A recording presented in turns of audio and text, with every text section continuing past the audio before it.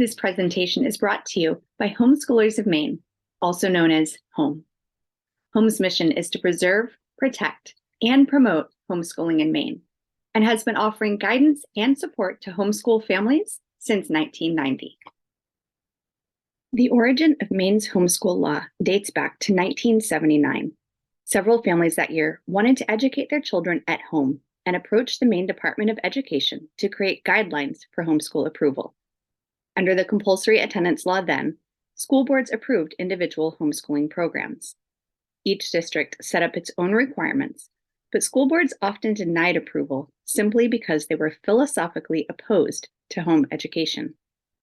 Families had to provide their curriculum and answer questions in public open session of the school board, often with the media present. In 1984, statewide homeschooling rules were promulgated by the Maine Department of Education. An application and complete curriculum outline were required, and families still had to receive approval from the local school board. By the late 1990s, the application process was shortened, and approval reverted solely to the Maine Department of Education. Through the years, many homeschool pioneers, Homeschoolers of Maine, and HSLDA have fought various restrictive legislative bills directed toward homeschoolers. There were bills that, if passed, would have required homeschool parents to be certified teachers, to use the learning results, and to take the public school's state assessment test, to homeschool for a full year at age 16 or older before they could get a driver's license, and required monthly visits from school officials. The current law replacing the approval requirement with the notice of intent to homeschool finally passed the legislature in 2003, making it the least restrictive law since 1979. We urge you to continue to learn more about the importance and value in protecting our hard-won freedom to homeschool.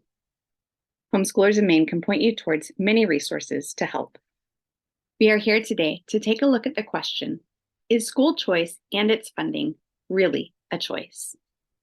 Thank you for stopping by to learn how ESAs, education savings accounts, and other public and government funding of education can have a negative impact on homeschoolers.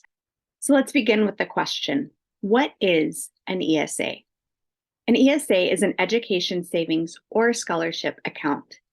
It is a method of funding education with government money.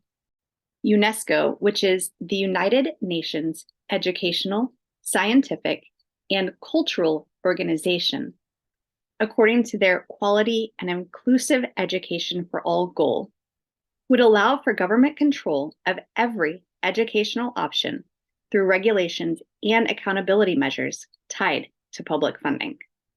Simply put, what the government funds, the government controls and regulates. Any homeschool that receives government funds will be co-teaching with the government. Now, here's an important question. Do ESA students get cash? Homeschooled ESA students are not given cash, but rather access to purchase approved materials from approved providers. Once the agency approves an application, the state awards the family a digital bank account that can only be used for eligible educational expenses. ESA's families usually receive a debit card to make their purchases, but some parents, such as in Arizona, have misused these cards. An important thing to note here is the idea of approved materials and approved providers. This really limits the access that homeschooled students using ESAs would have to provide materials for their students that meet with their own educational goals and desires. So the question, what does school choice really mean? ESA legislation does not provide a single new educational choice, nor does it broaden any of the rights associated with such choices. It does, however, significantly alter the choices and freedom of those who choose to accept ESA funding. ESA legislation is actually not about school choice at all. It is about school choice funding. Parents, especially homeschool parents, have chosen their education method, and they have made that choice knowing that it means they are financially responsible for the bills associated with that choice. ESAs do nothing to address the increasing cost of education, the record of poor outcomes, or any of the other problems that plague public schools.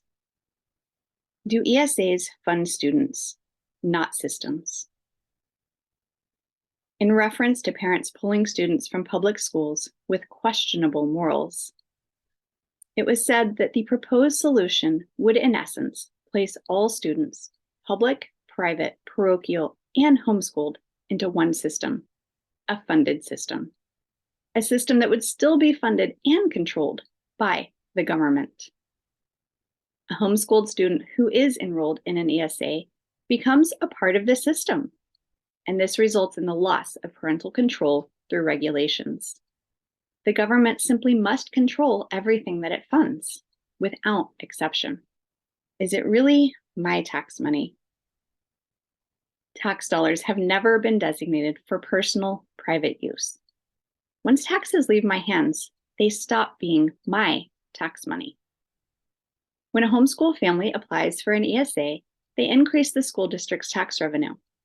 More students mean more taxes will have to be levied to pay for additional private and homeschool students. This not only grows the government, but raises property tax bills as well. Are home educators taxed twice? Homeschoolers have voluntarily chosen to homeschool. They took on this responsibility. They would have to pay school taxes even if they didn't have children, just like retirees continue to pay taxes when their children are grown and gone. It is important to understand that if we choose to enroll our children in a publicly funded ESA program, we will have to follow the program's rules and the program schedule. By doing so, we would have a limited choice on the curriculum used and the method of instruction. We cannot take the free education and keep the control. Do ESAs data mine? Yes, it is crucial for their perceived success. Every child enrolled in the public school is put into the longitudinal database connected with the P21 and Common Core. This allows the education system to collect up to 400 different data points on each child. These may be shared among state agencies without parents' knowledge or consent. The P21 framework is a model for incorporating 21st century skills into learning. These literacies are translated into a list of competencies that it is supposed students should master by the time they leave school. These competencies measure the outcomes of student learning. Can private homeschools opt out?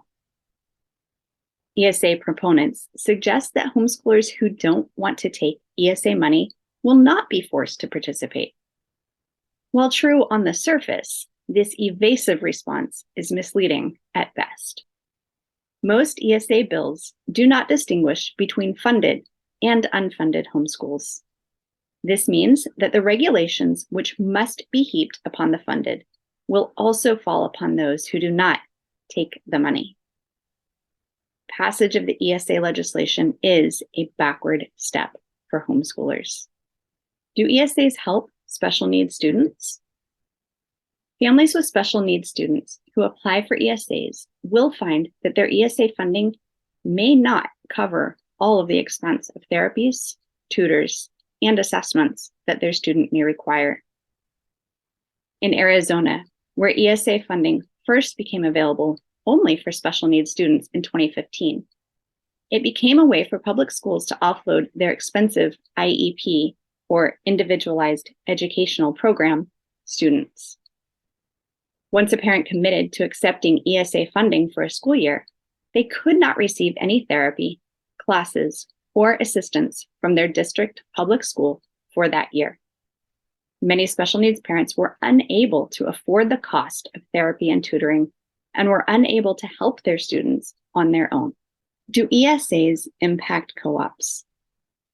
The richly rewarding homeschool tradition of co-op classes and activities will be severely damaged when the parents who normally volunteer to teach a low-cost class will be shunted aside for expensive ESA-funded tutors and activities. Will ESAs help low-income families to homeschool? This is the ultimate question. And the answer is that ESAs alone simply do not provide enough money for a parent to stay home to homeschool. As has happened with college education, middle and low-income families will be squeezed out of private school and homeschool participation due to the inflated prices that will result from the infusion of government cash. Will ESAs let more students escape failing public schools?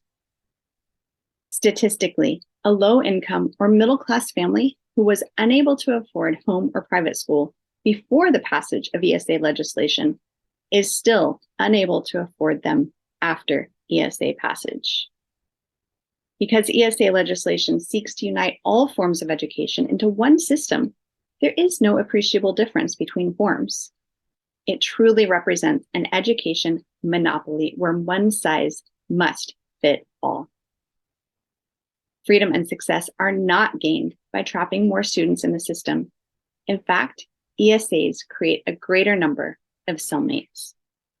Please visit the website for Homeschoolers of Maine for more information on the impact of school choice legislation and for more ways to protect freedom. We welcome your comments, questions, and feedback via email or phone. It is imperative that homeschoolers are explicitly excluded from any public or government funding of education.